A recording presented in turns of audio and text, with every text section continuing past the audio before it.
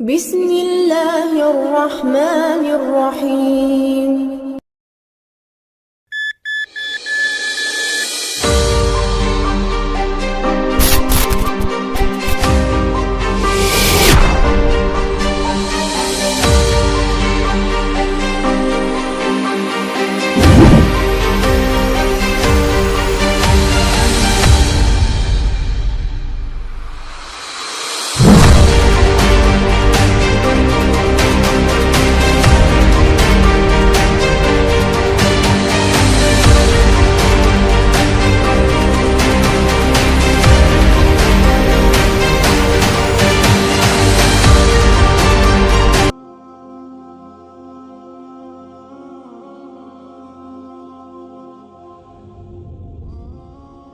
السلام علیکم دوستو، امید ہے آپ سب خیریت سے ہوں گے۔ دوستو، آج ہم دیکھیں گے، جانیں گے اور بات کریں گے کہ ہم اس دنیا میں آنے کا مقصد کیا ہے۔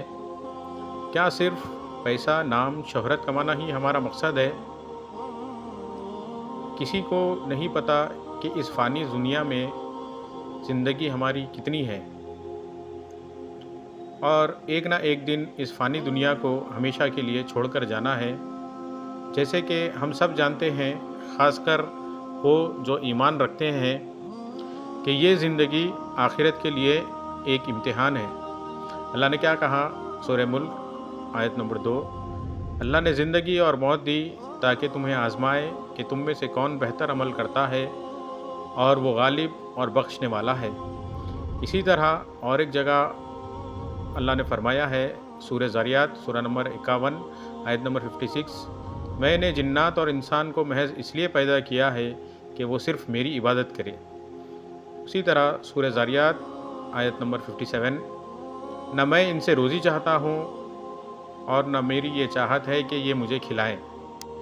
اسلام میں اگر کوئی مر جاتا ہے تو کہا جاتا ہے کہ اس نے انتقال کیا۔ انتقال کا مطلب ہوتا ہے ایک جگہ سے دوسری جگہ جانا۔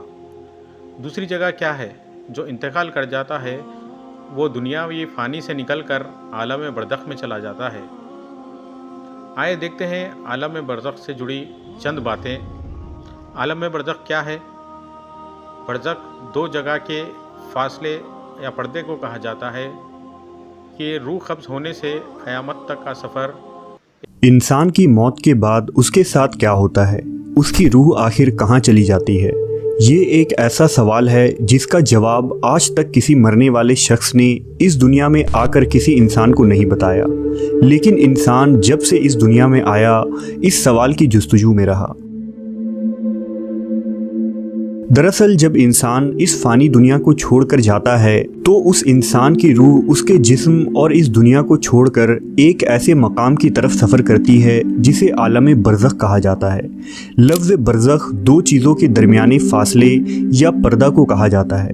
اس عالم کو عالم برزخ اس لیے کہتے ہیں کیونکہ اس کا آغاز موت اور روح قبض ہونے سے لے کر قیامت قائم ہونے تک باقی رہتا ہے۔ اسے عالم قبر یا عالم مثال بھی کہا جاتا ہے۔ مرنے کے بعد قیامت تک تمام انسان و جن اس عالم میں رہتے ہیں۔ مومن کے لیے برزخ جنت کی طرح ہوتا ہے، جبکہ کافر کے لیے جہنم کے مانند ہے۔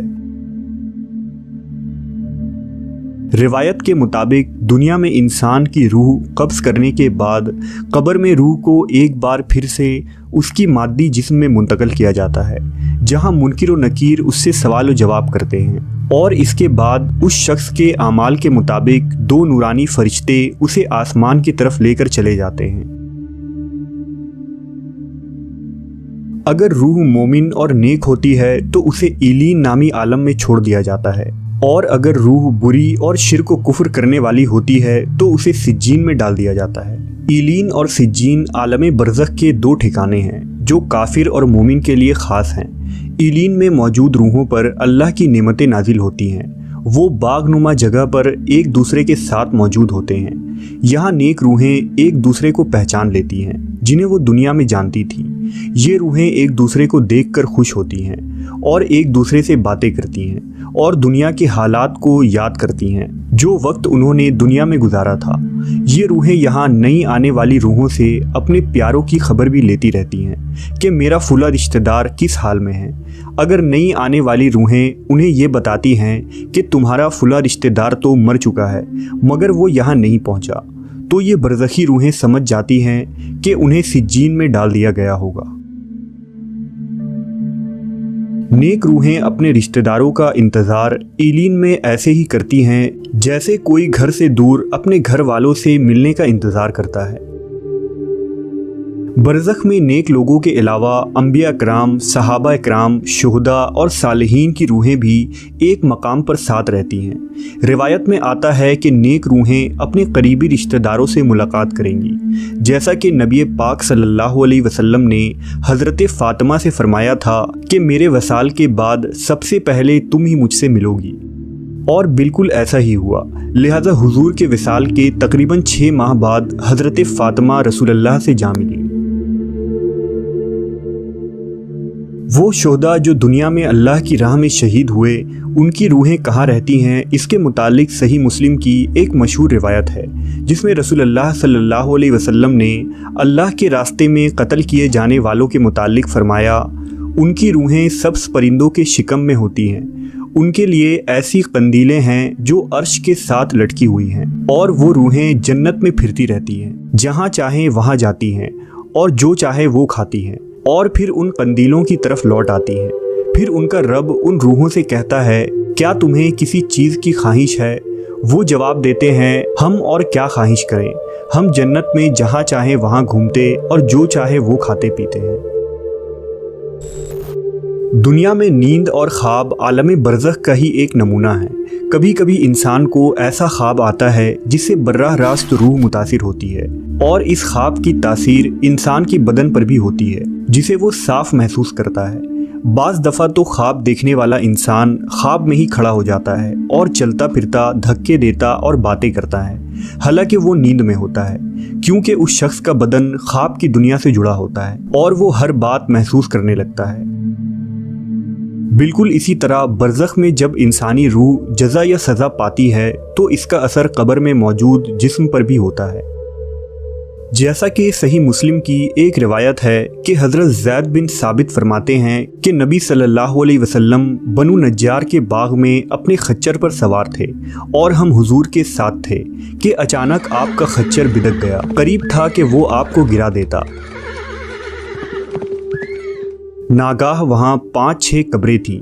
हुजूर ने फरमाया कि इन कब्रों को कोई पहचानता है?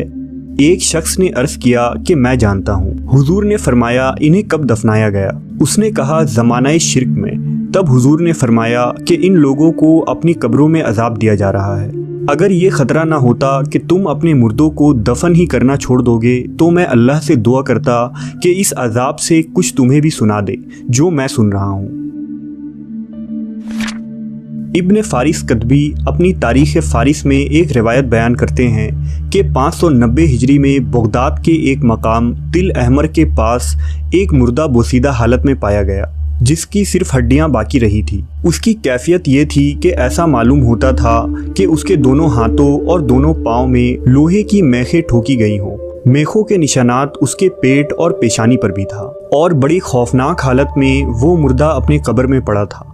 पानी के बहाव ने तिल अहमर की ज़मीन को खोल दिया था और वो मुर्दा बाहर आ गया था, जिससे सबको इबरत हासिल हुई।